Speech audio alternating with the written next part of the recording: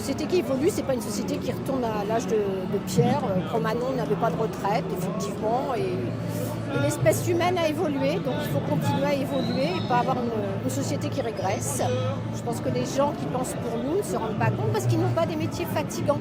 Ils font leur travail mais ils ne sont pas épuisés. C'est pour ça qu'ils veulent continuer, qu'ils envoient les autres continuer, je pense. Ils ne se rendent pas compte.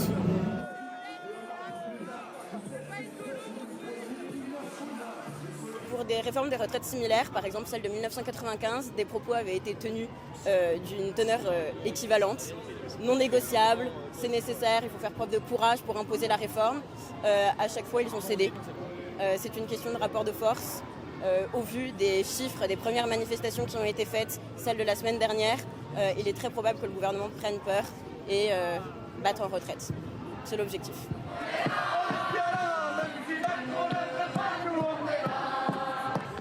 La Première ministre a démarré en disant que cette réforme, c'était de la justice sociale. Vous avez remarqué que depuis 10 jours, on n'entend plus. Maintenant, c'est indispensable.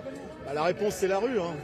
Les gens, quand on connaît le travail, quand on travaille dans le textile, dans l'agroalimentaire, à l'hôpital, on sait que ceux qui proposent de nous faire travailler 2 ans de plus ne connaissent pas beaucoup la réalité du travail.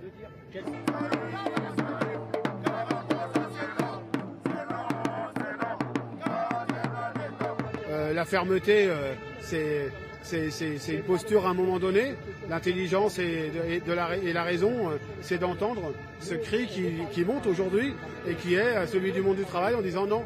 Nous, on ne dit pas qu'on ne veut pas de réforme de retraite, on dit qu'on ne veut pas les 64 ans. On ne veut pas le report de l'âge légal parce que c'est la mesure la plus injuste.